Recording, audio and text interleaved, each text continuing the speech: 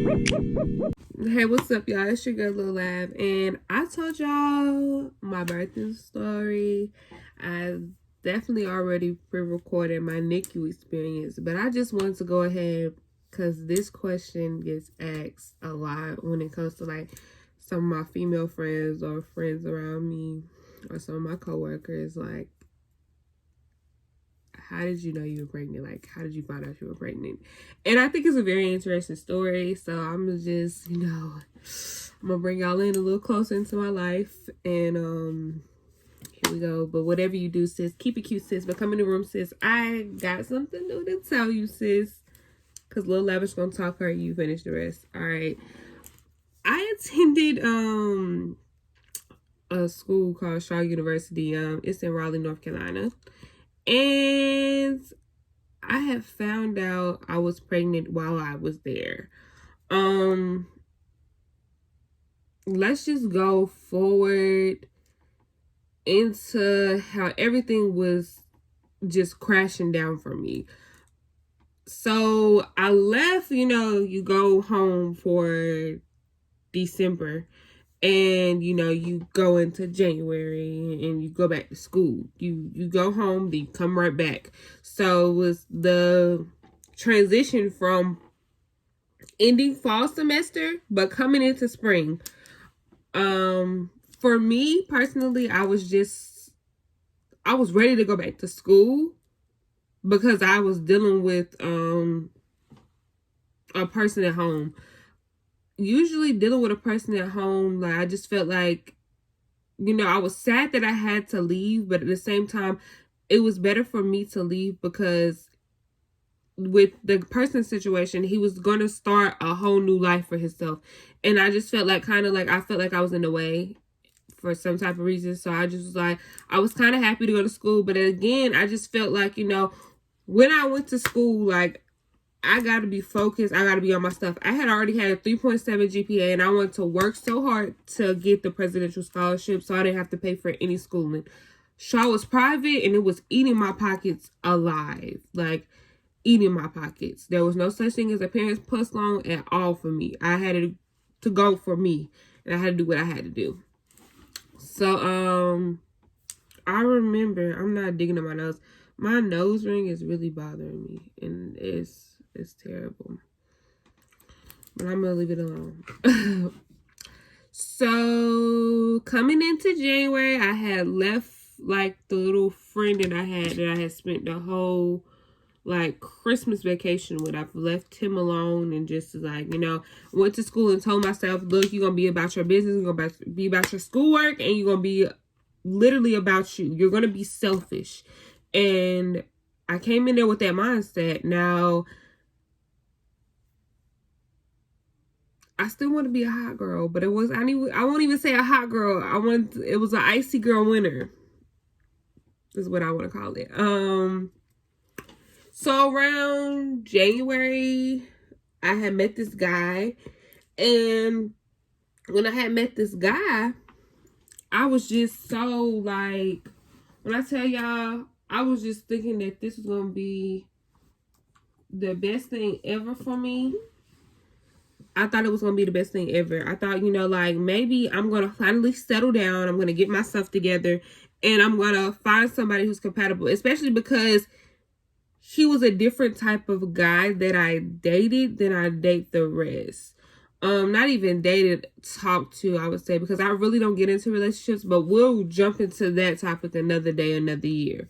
So he told me, like, I got a text message on one day. He was like, look, I don't know what to tell you. I found like a new little vibe. He just cut me off, y'all. And it was devastating to me because it hurt my feelings so much. Like, it really hurt me so much. And I had to tell myself, like, I was hanging around this girl named L and another girl named D and another girl named, I could use A. So I'm gonna just, one of the girls, like, A was my best friend. Like, she was one of my best friends in college. Like, literally, like, me and her, we were, like, closest thing. And if she's watching this, I love you. And I'm gonna see you soon. But for me, I was dealing with so much. Like, I was dealing with that, and then like I just could not get myself together after that. Like I really couldn't get myself together. I tried everything. So we had started like, hanging out with somebody, and but I could tell something was off with me because I would get mad and I would pop off like extra. I got in an argument with them because I told them to turn the music down in the car because I was on the phone with my grandma. And I guess I said it too low and nobody heard me. I'm like, bro, turn the fucking music down. I'm on the phone with my grandma. Like, I'm screaming. I'm being outrageous. We go to the tattoo shop and I'm just acting like I don't care. I don't like nobody. Because I didn't. So, again, I was going through so much at that time, just like emotionally, and I just thought my emotions was getting the best of me. Now, during these times of my emotions getting the best of me, which you aren't supposed to do this, I don't recommend you do this because you're in a bad situation like me.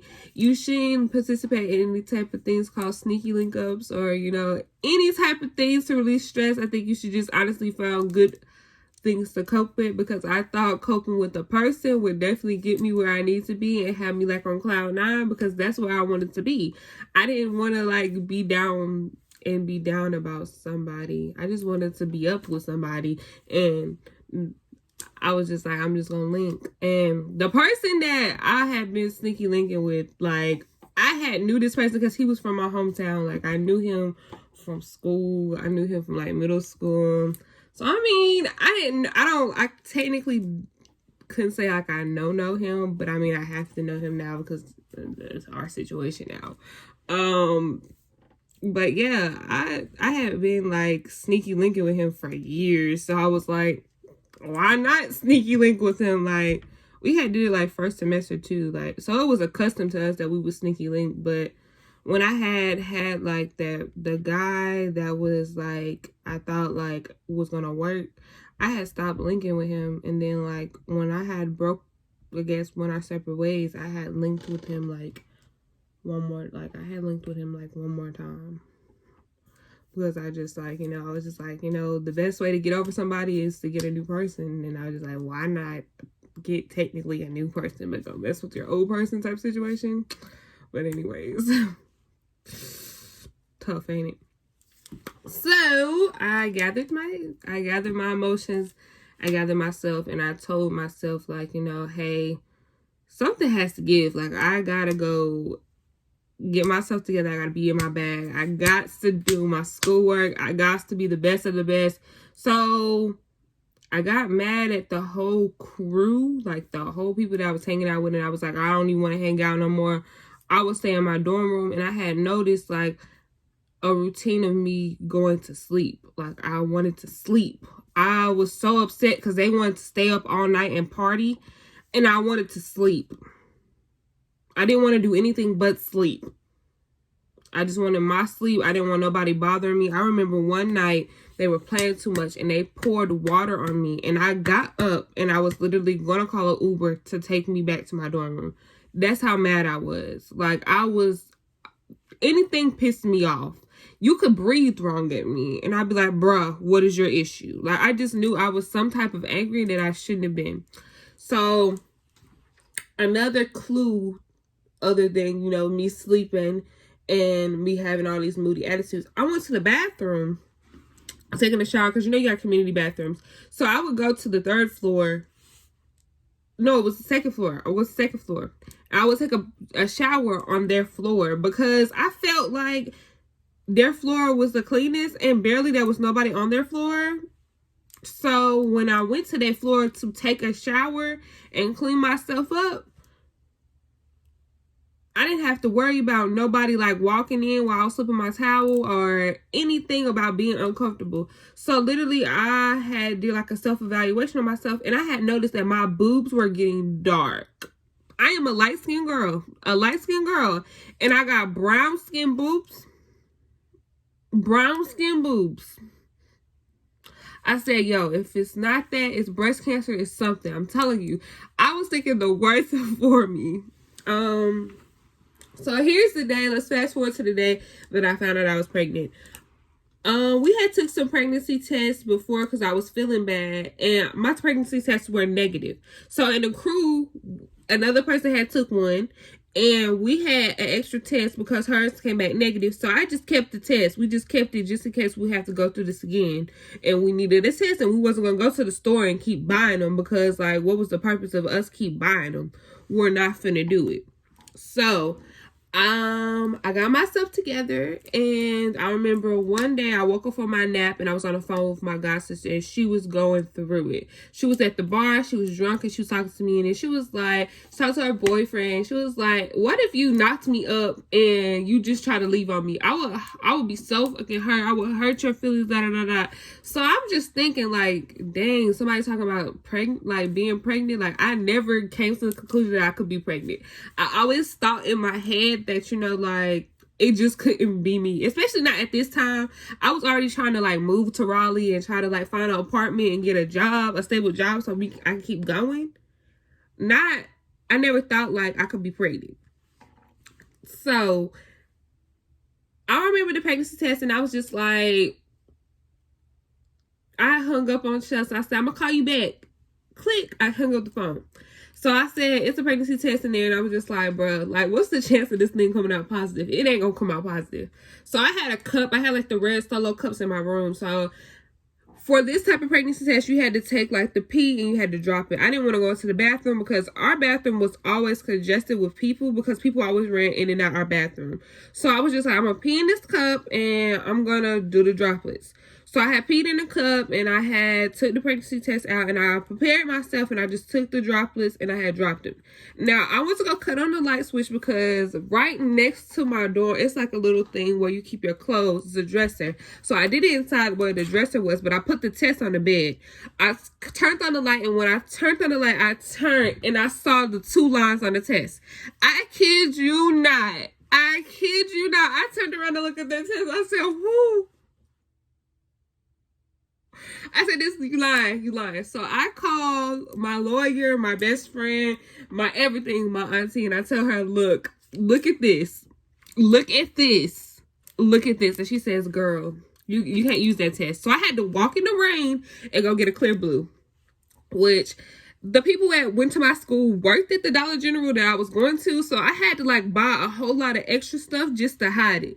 And, like, I told the girl at the register, like, I'm trying to hide this type of situation. And she was like, girl, it's fine. They come in here all the time. You'll never believe who be coming in here. And I'm like, okay, whatever.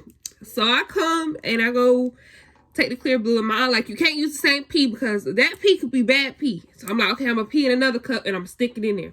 So I peed in another cup and I had stuck it in the thing, and, like, at first I was like, okay, we good, and then I turned around and it said it takes 5 minutes, so you had to let it sit for 5. So I turned around and I was like, we good, I don't see no lines. So then, like, it had been 2 minutes after, and I was just talking to my auntie. She was like, go look at it. I went and looked at it, y'all. Them lines fucking crossed. My auntie looked at me and she said, I'm not telling your mom, but somebody got you. In that very moment, at like 6:30 p.m., like, I think it was like February the 22nd, I found out I was pregnant in my dorm room. And the next video that y'all gonna see is how I told my mom I was pregnant and what I said and how I said it and all that extra stuff. But anyways, I hope y'all enjoyed this story. This story is one of the when I say one of these, this is one of them stories. But yes, if you haven't yet, like, comment, and subscribe. Go ahead and check out all my social medias to keep up with me. I will try to post all my YouTube videos, like, you know, very frequent, like, and keep it going. But I want to say thank you for all the love and support. Thanks for everybody who has even liked, comment, or even came to my page to show me any type of love. It means so much. And y'all, whatever you do, sis, keep it cute, sis. But come in the room, sis. I got something new to tell you, sis, because Lil Lavish gonna talk her. You finish the rest, babe. But I'm gonna see y'all again. And if you see me in this same outfit, it's because I probably recorded the next part because I'm so excited and I love telling the story. But love y'all. See y'all soon.